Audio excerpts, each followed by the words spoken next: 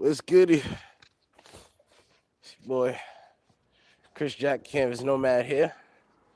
Back with another one, of course. And I think this is the first stream of the year. That's crazy. It's January 3rd. Happy New Year, y'all. Happy New Year. I was a little late and then I didn't feel well on New Year's. I think I came down with something. You can still hear it in my voice. And then yesterday I was like, nah, I'm driving to work. I just couldn't do it. And I don't like recording in the car. So this is the first stream. So once again, Happy New Year.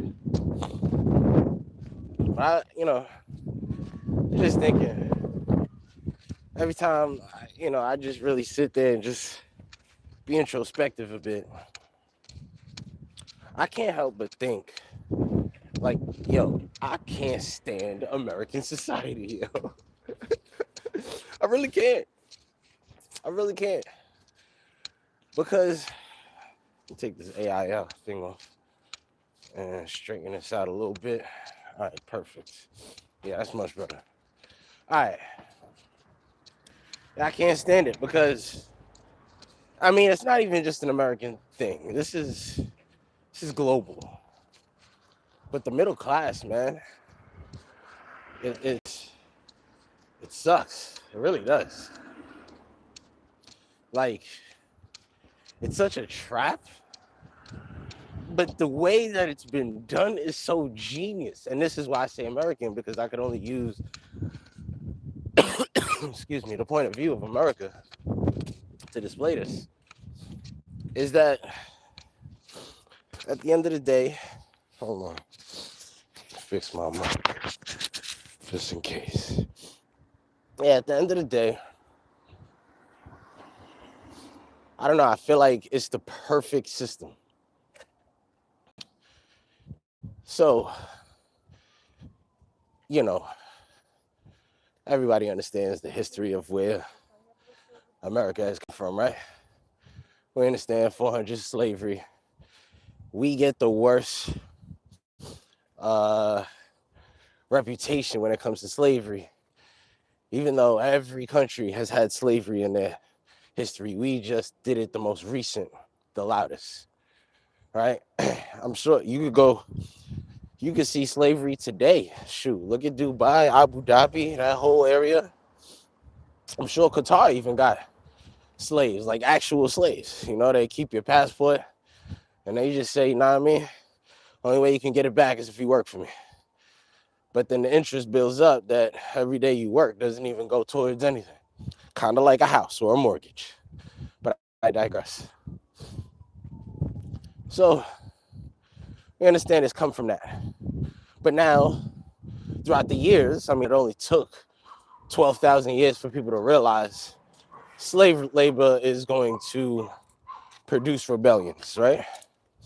So what do? You got to get the population to think that they're free. You can't use force anymore. So how do you do that? Well, you sit there and you... Yo, dogs is funny. So is the little dogs too. You sit there and you come up with certain things. Now, Henry Ford was a person who created the Model T. So Ford started to really boom, right? But the funny thing is, that's not even that's what he's famous for in American eyes. But that's not even what he's famous for, like I would say nationally. He's famous for the 40-hour work week. He, along with Andrew Carnegie, created the 40-hour work week. So now you had 8 hours to do whatever it is that you needed to do at work so that you had 16 hours at home. Right? Keep that in mind for a little bit later. You got 16 hours at home. Based on, medical information and science, it's recommended to get 8 hours of sleep, even though a lot of us don't. Some of us get a lot more. So you could say you got 8 hours to do whatever it is that you need to do by yourself, right? And then you could probably factor in travel time, at least an hour and a half hour to an hour both ways. So that's at least an hour or 2 hours gone from your day. Now you got 6 hours. If you got kids, it's even less. But anyway, they created the 40-hour work week. That was for people to feel comfortable enough to go to work. I was actually watching a video and I looked up a study on this too. The difference between a first world society and a third world society is the fact that the middle class wants to get up to do something they hate to do to survive. That is literally the difference. There's no other difference. You need that plumber. You need the sanitation worker. You need the construction worker. You need people to build the infrastructure. So you have to give them a little bit to make them feel like it's worth getting up in the morning. But you can't give them so much that they start becoming thinkers or, free to a certain degree, right? So now that you have that in place, you got to understand, because they saw that, they were like, well, how do we do it? We can't affect the adults because the adults are already going to know what they want to do. You got to affect the children. So now, before the whole World War I situation, you had a place called Russia, which is present-day Germany, right? Now, Prussia created something called the education system, where they basically mandated that kids had to go to school at a young age. From the time it was like 4 or 5, and now we've extended it to 3, right? We're pre-K. So they had to go to school to learn stuff. But the curriculum that they taught in the schools were there just to create workers, just enough to type in that cash register or punch in the data so that companies could evolve. Notice even in today, you don't learn about a mortgage or a lease or any of these things because that would be showing too much, too fast, too early. Let them become adults and figure it out. But in the school system, we need them to be obedient. A GPA is not how smart you are. I knew somebody that went to John Jay College in New York City, which is like a criminal justice school, and she got a 3.9 GPA. I had an argument about who Harriet Tubman was and if she was still alive, and this was like 10 years ago. Harriet Tubman is clearly not alive 10 years ago. So clearly GPA does not show how smart someone is, but rather how obedient one is, right? So now, because you have your higher GPAs, they're more obedient, they're more likely to stay at work at your 9-to-5 job. See how it connects? And then the third pillar would be, well, debt. Because if you have debt, it's guaranteed that somebody needs to go to work because they got to pay off their debt. And what's the best way to get a person to get in debt? Tell them to buy a house. This has become the American dream, right? Now, I'm still on the fence whether a house is a trap or not. I see both sides of the argument. Because once you buy a house, if you can afford it and you can, that could be 33% of your income. It's actually an asset, that can prevent inflate from you being defeated by inflation, right? Because then you could always refinance. However, if you can barely afford it, I'll tell you right now, a house is the worst thing you can do. Because depending on the mortgage that you get, that guarantees how long you have to work. Unless, like I said, you can pay way more than your mortgage to shorten that time. And generally, not everybody, I didn't do this, but generally, a majority of the population moves every 5 to 7 years. So because of that, when they move every 5 to 7 years, their mortgage is restarting. And usually in the first 5 to 7 years, you're only paying interest. You don't actually start paying for your house in full till your 18th year if you got a 30-year mortgage. So those 3 things were the way that the slave labor was to become indoctrinated into being a slave, pretty much, working. And then what they did was just change words. Like I said, instead of sharecropping, they changed it to minimum wage. Instead of slave labor, it's now become middle class, right?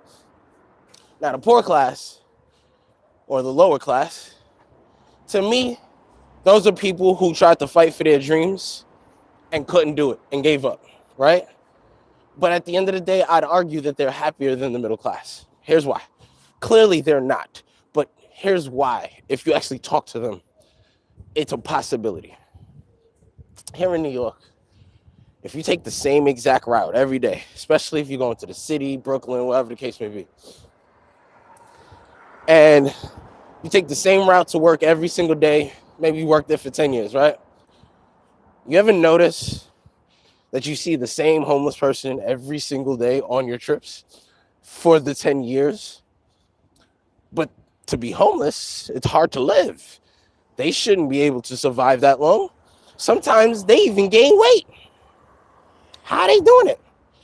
Well, clearly they found a way. You understand what I'm saying? They found a way. And then we automatically dismiss those people because then we say, oh, all they're going to do is buy drugs and drink alcohol and this, that, and the third. Meanwhile, they probably drink the same amount that you do. They just drink cheaper stuff. So you judge them. But homeless people are laughing. They're doing this. I mean, there's some really down bad ones. I'll admit that. But who ain't down bad in life at some point? You know what I mean? So it is what it is. But I'm telling you, you will see the same homeless person year in and year out and living like an everyday person. How are they doing that? They're probably happier than you. Why? Because they're free. They don't have the restrictions and the requirements it takes to live in a society, and most people alienate them. So they really don't care about what you think. They've chosen to live that life because it works for them, right? Then you got the upper class. And the upper class, to me, are people who inherited, family wealth, have earned freedom. But I feel like a person that earns freedom can be at any class. And then you have people who own companies that can sustain their freedom, right? Those are the three different classes. Most people are obviously in the middle class, making just enough to feel like they're free, but not making enough to actually be free, right? Now, I also believe there's a fourth. I believe social media. So I said, remember that time that you only have about 6 hours to yourself every day. Cable, for years, fought to keep the attention of people glued to the TV. Why? Because if you're giving them attention, this is why I told you before, attention is currency. If you're giving them attention, then guess what guess what you can't do? You won't think of a way to escape because you're watching TV. You're doing everything. Here's the thing. Social media has now been competing with cable for people that watch a pixel, right? So now you have social media, cable, and let's not forget the elephant in the room. You have adult content. Those three things keep your attention in check. So now you don't have time to do anything. And by the time you finish a show or you finish homework with the kids, you finish, either talking to your wife, arguing with your wife, or making love to your wife, or vice versa, it's time to go to sleep. It's time to go to sleep. And you got to wake up and do it again. And then you argue why you only have 2 days off, where one day, usually you have to do family stuff, and then the other day, it's usually all chores, right? So you really don't have much time to yourself. It's interesting how it's a genius system. But what social media now does is take the everyday person. Before, you only glamorize celebrities, you only glamorize the larger than life people. But now, when your neighbor down the street gets on a plane and starts taking pictures on a beach, now you start to say, oh, it's believable this lifestyle is possible. Then next week, you see another neighbor doing it. And in your mind, even though you see it's different people doing it at different times in their life, to you, you see all my friends are always traveling. Why am I not traveling? So guess what? You start to try to keep up with the Joneses. That's all social media does. So now it gets you to keep your money in a direction that keeps up with the Joneses so you can keep up with society, which inherently just keeps you in the middle class. You know what I mean? It's a genius system. It really is. And when you start doing that, there's no escape, because how are you going to do it? How are you going to do it?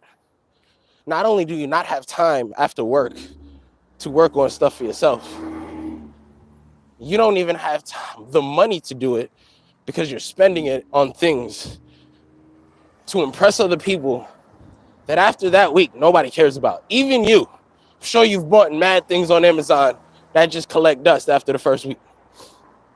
So, you know what I mean? That's society.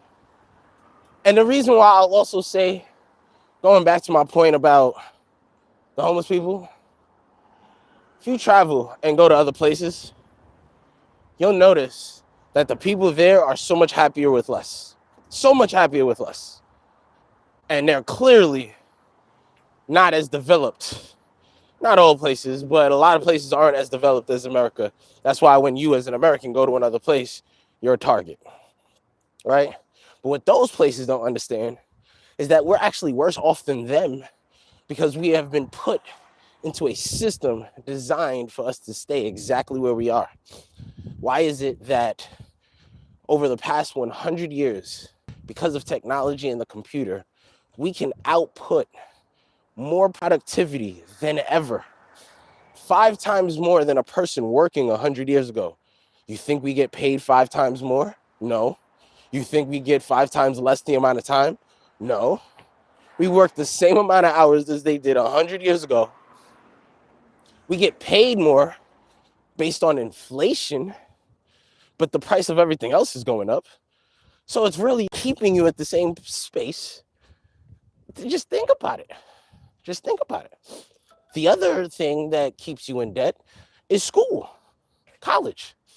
Now, I'm not one to sit here and disown anybody that wants an education. I think knowledge is power. I think education is... I'm still wondering the description I have for education, because I think it's important. I just think how you do it is how it's important. You know what I mean? But yeah, you get a school loan. Now we know for a fact, okay, you need to pay off your student loans for the next 40 years. You're going to be in debt. You're trapped. So now kids is owning houses before they own a house in effort to work for a house just to add more debt. So it's a perfect balance of a trap. And I'll tell you, like, I can't help but see homeless people as the true smart people, the true geniuses. Now, hear me out. There's a study that actually says the higher an IQ a person has, the more likely they are to be an alcoholic. And I think that's just... Now, I understand correlation isn't causation. I get that. I'm not saying that. I just think it's interesting that there is a correlation, right? And if that's the case, why is that? And to me, I feel like because people just are more aware of their situation. They haven't been indoctrinated enough. You know what I mean? Like, it's hard for me to look at a teacher and not be bittersweet about what they do, because they're literally reinforcing what the government wants them to do, but they're in charge of the future. So, like, you can't be mad at them. And then especially if they're not aware to what they're doing, if they don't know, or maybe they do know what they're doing, but they have to pay for their kids. They got to pay for their life. So they're trapped. Oh, man. And then here's the thing. You know why they're over-sexualized in the society? Because what happens from sex other than a climax? and maybe some arguments. Kids. And what's the biggest debt that you'll ever have? And I hate to say it like that. I've never met a parent that said I made a mistake. Like my kid is my mistake. But I have parents that said, although I will never give back my kid, I would have done it better if could do it over. Because they are the biggest debt machines. On average, a kid from like up to 18, I think, is on average $300,000. You know what I mean? It just works. It just works. Well, at least it works for a time. I think they're trying to regress now with all the Planned Parenthoods in the neighborhood and stuff like that. But that's for another conversation. At one point, making people have kids made sense because now it forced them to do what? Stay in the working class. And unless you were lucky, you hit the lotto or did something, and you had financial literacy to keep your lifestyle that way, you were good. You were good. But it ain't that way no more. So then you buy your car so it gets easier to go to and from work. This is why I walk. You buy your car to get to and from work, and then you get stuck and get used to it. So now you have to upgrade your car every time it breaks down. You're not willing to take the public transportation. You're not willing to walk to work if it's like 10 minutes away. You're not going to do these things because the car is so much easier. Just made your lifestyle easier. And then guess what? That becomes a habit. Now you can't escape that habit and you continue the cycle, right? But guess what a car is? It's debt. It's debt. And if you heard, David Ramsey say anything, assets are only things that put money in your pocket. Liabilities are what takes money out your pocket. So you owning a house but living in it, that's a liability, not an asset. Yes, does it inflate with the market? Yes. Yes, can you refinance it? Absolutely. But then when you refinance it, you're now back in debt. As soon as you drive a car off the lot, 10,000 gone, just like that. As soon as you drive it off. You know what I mean? You're not these are liabilities. Now, if you have an extra house that you rent out, that's when it becomes an asset. Assets are only things that put money in your pocket. Nobody has assets. Well, most people don't. The only people that do are in the upper class or the upper middle class because they found a way to kind of make it work. If you're not making money in your sleep, you can't be in the upper class. Any of them. Even if you're a high-paid slave, you're still in the middle class. Because guaranteed what you're doing is living a life in accordance to what your salary is. So if you make $1 million a year, but you spend $1 million a year, you're broke. I'm sorry.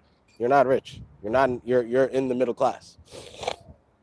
This is why I always fight. I always preach. I want my freedom. I want my freedom. Because what we are slaves. If you just change the wording around, you will see it. They've just changed the words to make it more digestible for me and you. That's it. Middle class is just slave labor. But if they say slave labor, we are so privy enough and desensitized, not desensitized to the word, so aware to the word because of history, that if we see that we're in the slave class, we're going to automatically rebel to get out of it. Because the light has been shed on what it actually is. But if we change it to middle class, well, at least I'm not at the bottom. It's such a genius system. And then social media is just the icing on the cake.